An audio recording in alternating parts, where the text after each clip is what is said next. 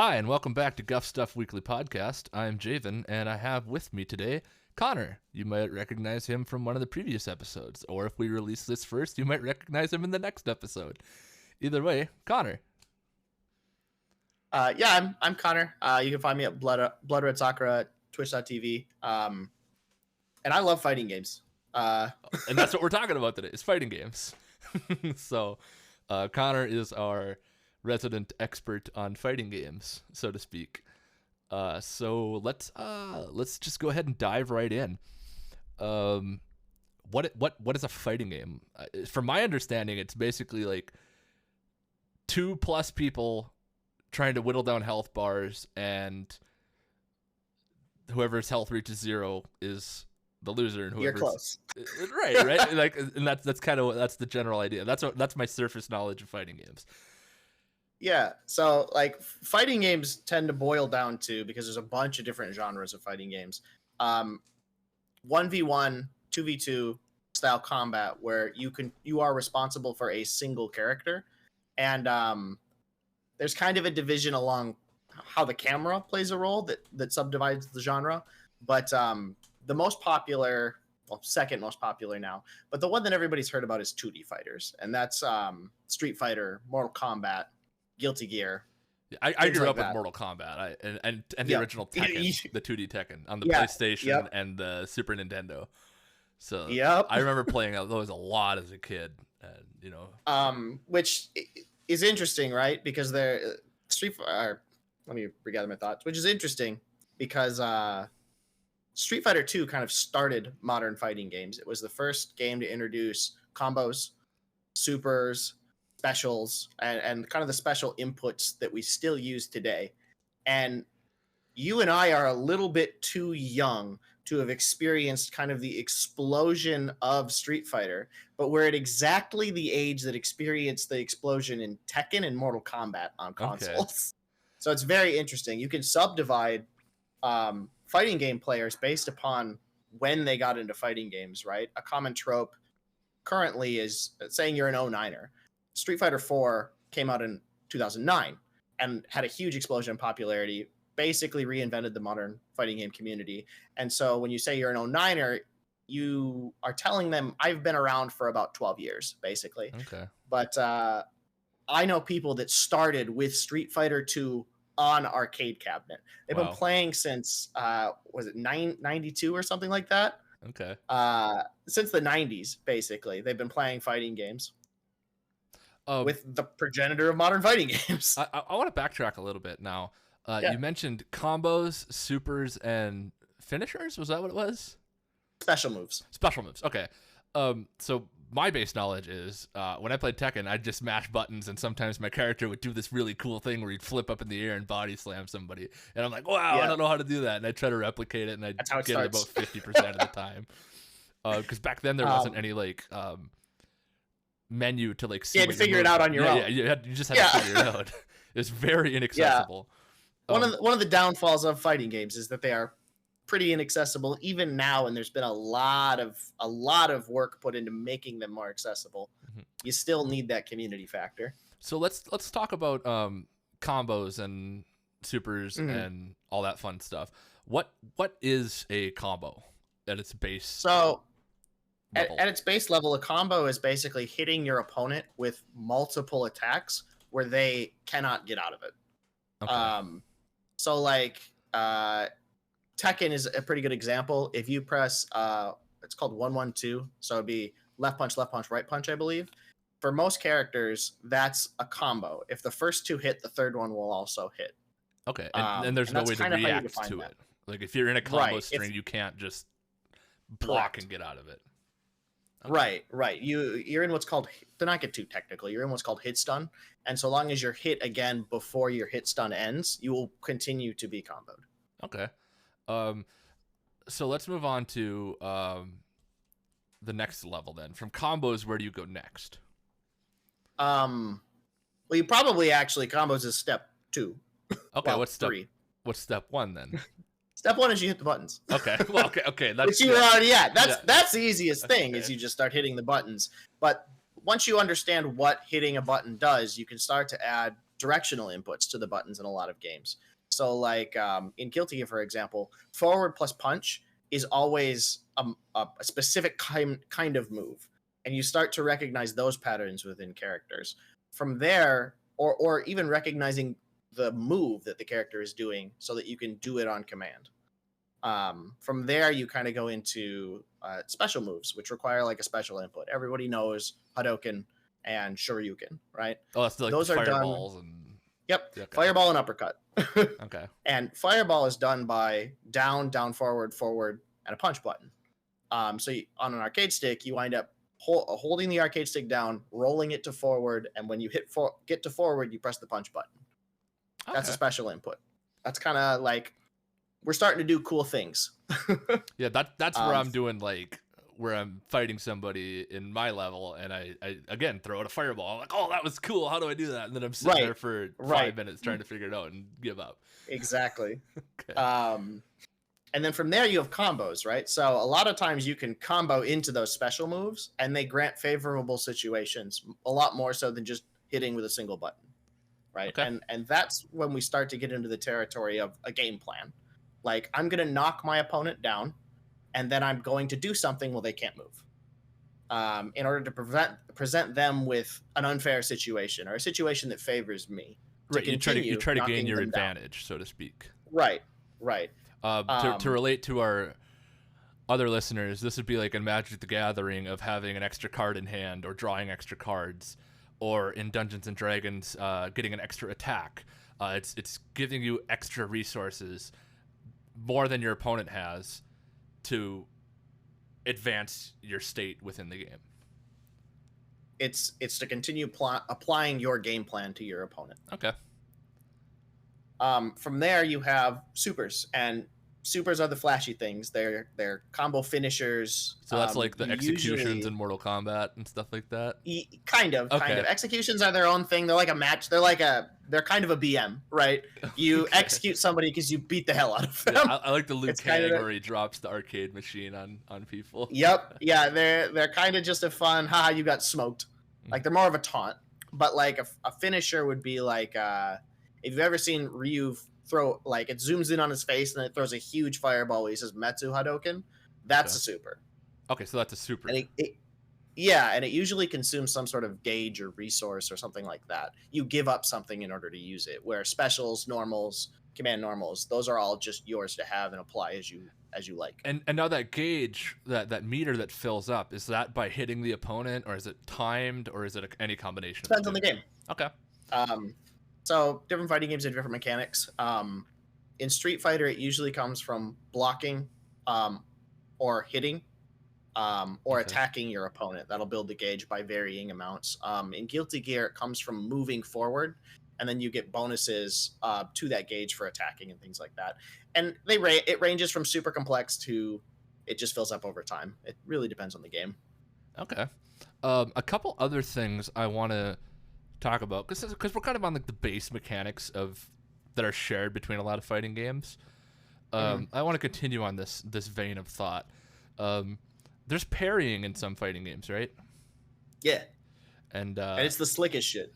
So and a parrying will basically, correct me if I'm wrong, but it intercepts your opponent's attack and gives you a position where you have advantage.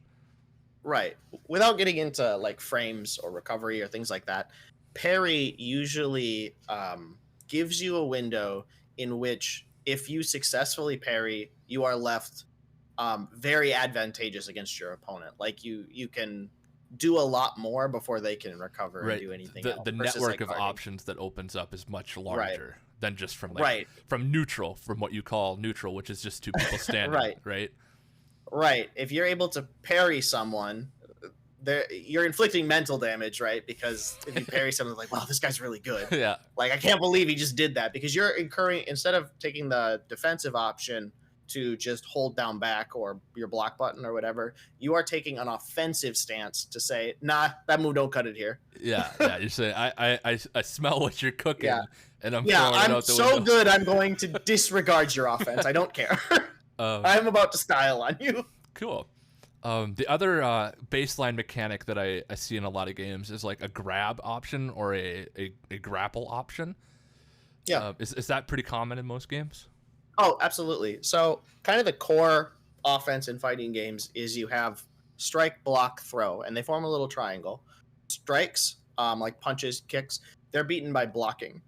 But blocking is beaten by throwing. You can't block a throw. Okay. And you can prevent being thrown by hitting the opponent before they grab you. Oh, okay. So So yeah, it's this those nice little things, like yep. one rock paper scissors And essentially.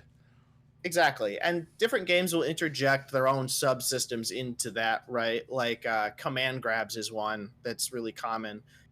Usually throws can be broken, and usually every character has some sort of throw.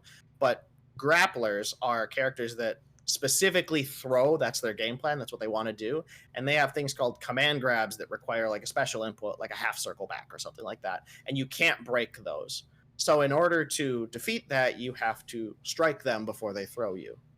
All right. So So and that's where you get into the intricacies of like a game plan and character specialties and things like that. so let's talk about that. Is there any other like baseline mechanics that we've missed, or is that a pretty good cover of most of them?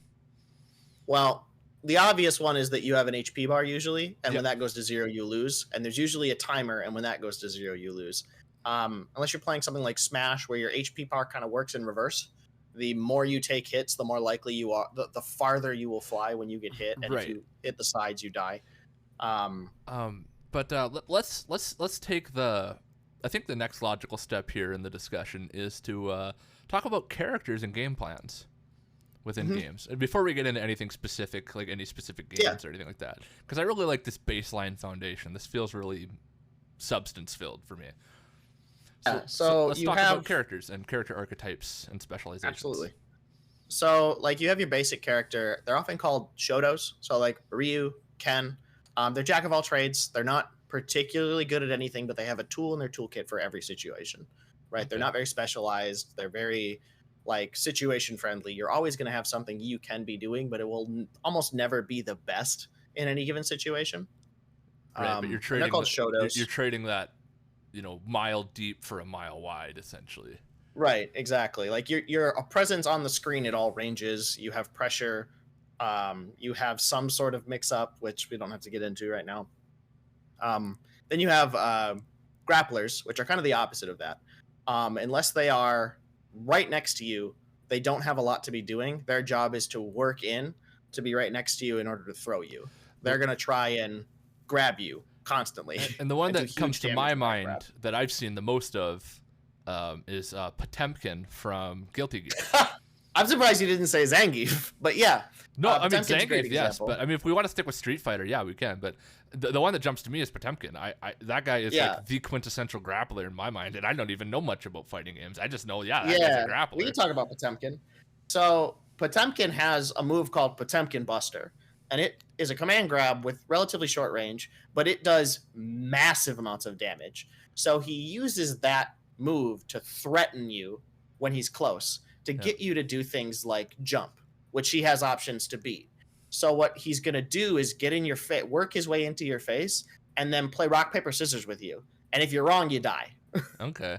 And so that kind of covers the grapplers a little bit. We have a little bit of a discussion with them. What else is there? The anti-grappler is the zoner. And this is not a super popular or well-represented group anymore for the most part, because it's kind of seen as less exciting. But the zoner wants to use either really long normals like Dhalsim or projectiles in order to keep the opponent out. Like they want to punish you for making wrong decisions at mid and full screen. So like Dhalsim has a move where he stretches his fists at a 45-degree angle. He's trying to stop you from jumping at him with that. And then he has another one that stretches out along the ground. He's trying to stop you from walking forward at him or dashing forward at him. Okay. And then he has a teleport, which allows him to get away, but it's slow. So he has to pick and choose his moments when you're up close to him, because he has no way of getting you off of him that's fast. But in exchange for that, it's really hard. You're going to pay a lot of your health in order to get in on him to enact your game plan. Right. So it's the idea of whittle you down at range. Exactly. And then when you finally do get in range to combat him, he has a way to get out again, or you just take the fight with the other guy at half health, basically. Yeah. His job is the zoner's job is to make sure that you pay enough of a toll to get in. That when you do get in, they have enough health to get you back out, so they can continue with their game plan, or that they can kill you there with their not as good tools. Okay. Um, What else do we have? so those are kind of the three main ones. But there are like subgenres of that. So you have mix-up characters, and what I mean by mix-up to keep it high level is characters that are really hard to block. Like what they're trying to do, whether that be at mid range, long range, or close range. Usually it's close range, but not always. They have options that kind of RPS you that are incredibly difficult to block and loop into the same situation. And their job is death by 1,000 cuts. They want to get in on you.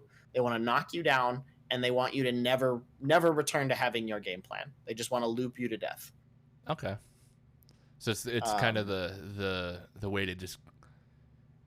It's kind of like the jack of all trades guy. It's like a more specialized jack of all trades, because Okay. sometimes they'll have a fireball, they'll have a way to get in, they'll have a reversal depending on the character, but usually like their game plan is to make you block and then make you not get to play the game anymore. Okay. Cool. Like a good example of that is Milia Rage from the Guilty Gear series. She knocks you down, she puts a disc over your head, you have to block the disc, and then she will hit you from various places that you have to block. Cool. Yeah. So yeah, I think we have a good fundamental understanding of how fighting games work and what some of the archetypes are. Let's talk about the 2D fighters and 3D fighters a little bit. Yeah. So these are the two kind of more traditional branches of the fighting game genre. You have 2D fighting, which we've talked about, being Street Fighter, Guilty Gear, like anime fighters, Mortal Kombat, those kind of games. And then you have 3D fighters, which is more or less Tekken, Soul Calibur, and then a little bit less like DOA. You don't hear much about DOA, unfortunately, anymore. And what differentiates these two genres is that in a 2D fighting game, you move back and forth on a plane, Or up with and no down, ability right? to, or up and down, right? With no ability to step in and out of the foreground. In a 3D fighting game, you are allowed to move around an arena, usually locked to an axis still with your opponent, but the camera will swivel and rotate, and you're allowed to sidestep things. So it adds an extra layer to the whole thing. Another dimension, if you will. Yeah, another dimension, if you will. Yeah. So so the movement in 3D is that you can effectively step away from player perspective or towards player perspective, in addition to where you can move in 2D fighters. Yeah. And it Tekken plays with this a little bit. Tekken is supposed to be played more like a 2D fighter, and then sidestepping is an option that beats what would otherwise be very strong attacks. Okay. In my opinion, Soul Calibur is really where 3D movement shines, because they're bound to buttons. You have a horizontal button and a vertical button. You either need to duck or be out of range of horizontal buttons, or you need to sidestep vertical buttons or be out of range of vertical buttons. Okay. So knowing what properties a move has allows you to kind of bob and weave around the opponent, where in a 2D fighting game, you're doing a lot of blocking their attack and moving forward, or parrying their attack and moving forward, things like that, where 3D fighting games, you end up moving around a lot more and sidestepping attacks and just getting around offense completely. Okay. So do you want to get into any more specifics of the 2D and 3D, or do you feel like the definition's good enough for right now? I think we've covered it for right now. I don't want to bombard people with too much information. Okay, and then the last little bit of this episode that I would like to kind of go into is what we talked about before we started recording, which is, you think it's very important, is the fighting game community. There's a lot of culture in fighting games, and that's because they were originally designed to be played with somebody else standing shoulder to shoulder with you, or on the cabinet across the way from you, right? Okay. And they were also originally designed where you have money riding on it. You put in a quarter, you're playing for that quarter against somebody. So there's a lot of competitiveness, a lot of like technique that's been developed around these games that is not in the game itself, not explained anywhere for the most part. Game developers are getting a little bit better about it, but they're very dense, right? I could talk technicals with you until your eyes are crossed, but if you just want to get in and get better at the game, not important. And what I've found I'm technically an 09er from being in the community for almost 15 years.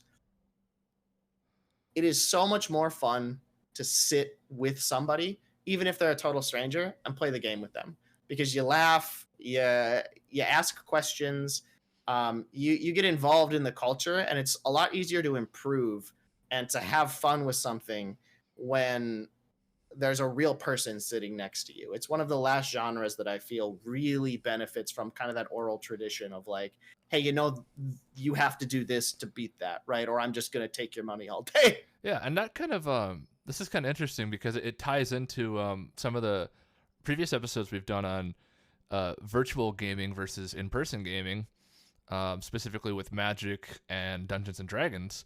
I can speak from experience that playing a game at a tabletop with people physically in the room has a much different vibe and feel than playing over like Discord or Roll20.net or Fantasy Grounds or anything like that. If you're fighting somebody in ranked and you're losing, they kicked a puppy and you know it. That's what they did before they got online is they kicked a puppy and you're mad about it. Like there's this knee-jerk reaction if you're playing a stranger online in a fighting game that the person you're playing is just the scum of the earth and personally out to get you. Okay. But the minute you see that person and you're playing next to them and they're a real human being, it becomes a lot easier to engage them as a person and grow together and get better, right? It's a lot less toxic, I feel. Right. Okay.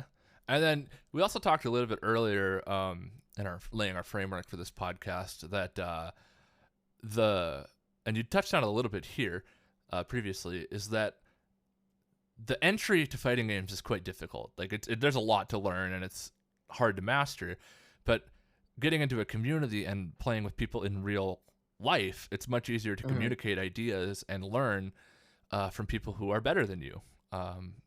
Sitting right next to you. Right. Playing your friends is a lot of fun, right?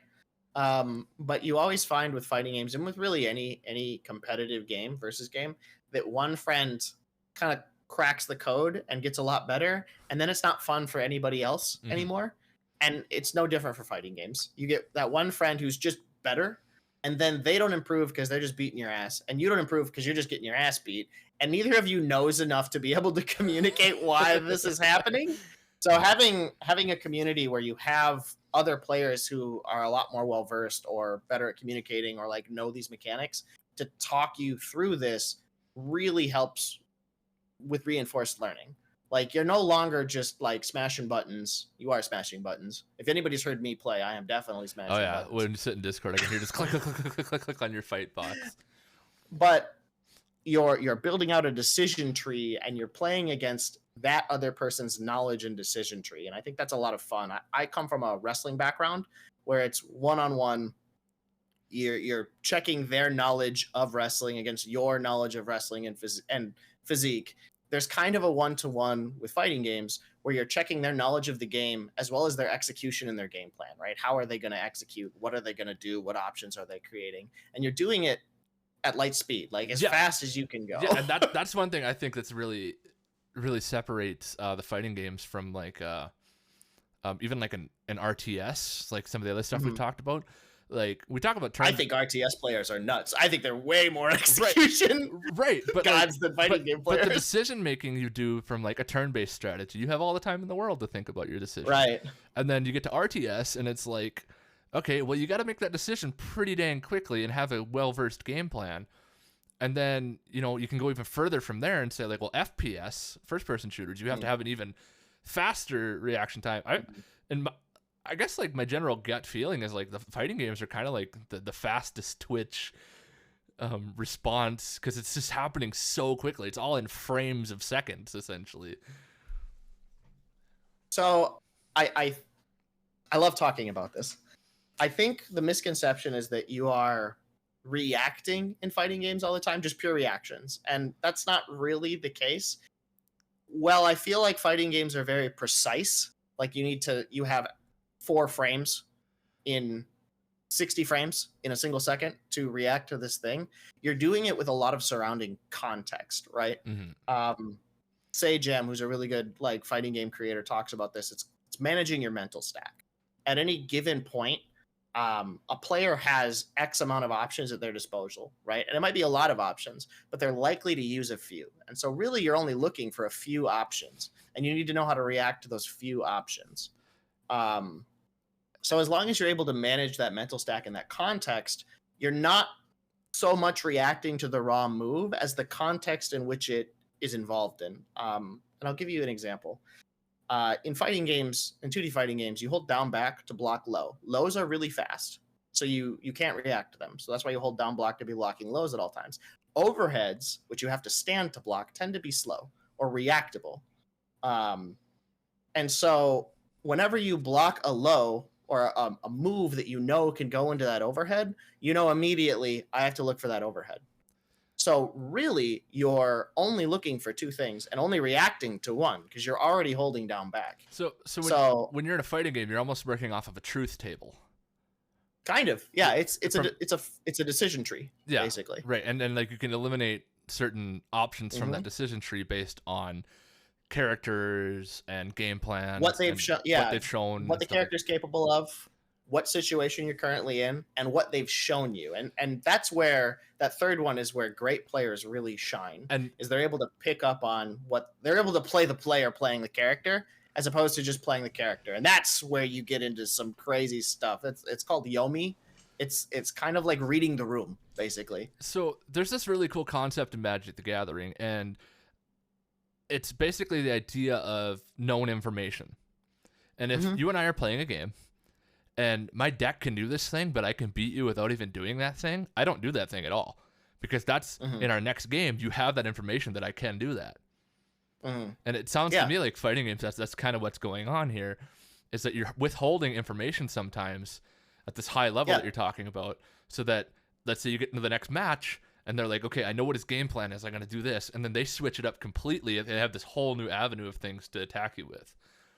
Yeah, in fighting games, it's called Yomi, and there are layers to it, right? You'll hear people refer to it as layer 1, which is your most obvious, like your best option.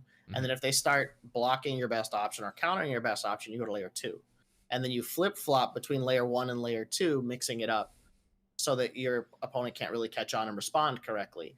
And a lot of times you'll get to 3, 4, 5 with really good characters in really common situations where there'll be slight delays. There'll be like, not to, I don't want to explain it here, but like tick grabs, things like that. They'll mix in subversions that to what they should be doing in order to beat the specific option you're using, right? It wouldn't work in any other context, but because in their decision tree they know you are either going to do one of these 3 things, and this option, obscure option, covers 2, they're going to do that, and you have to know in reverse how to deal with that option. Okay. And that's when you get into like I said, you're playing a player playing a character. Mm-hmm.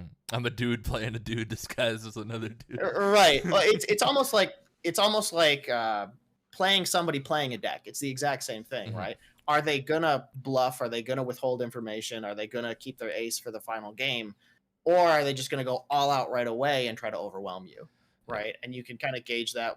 And there's some context with that depending on the character they're playing. Okay. But that's kind of where the fun comes from. Is that you are an excellent pilot of your character, or you're the same level of proficient at your character in the game as your opponent, and now you're testing each other's knowledge trees and testing each other. You're checking each other's knowledge constantly. Cool. So yeah, I think as far as I'm concerned, that's a damn fine primer on fighting games. I know you have a lot more to talk about, and I'm actually really interested to hear more. And I will tell the listeners to keep your eyes open for updates, because I can almost 100% guarantee we're going to do future episodes on fighting games, because there is just so much to talk about. Yeah. If you ever want to hop by my stream, I usually wind up playing fighting games at least once a week. So Blood Red Sakura, Twitch TV. I love to talk about these exact topics and get people into fighting games. Because again, the games themselves don't do a super good job of selling themselves outside of that super was sick or that character looks awesome. It's the community and getting involved that really sells it to you. Um, as kind of like closing thoughts, if you're interested in fighting games and you maybe played a little bit, odds are there's what are called locals around you where people meet up and play the game offline. So you get rid of network latency. You can ask questions directly. Um, and if you are interested and you have one of those, go to it. They've been some of the coolest and nicest people I've ever met. And I've lived all over the country at this point, and everywhere I go, there's always something new to offer.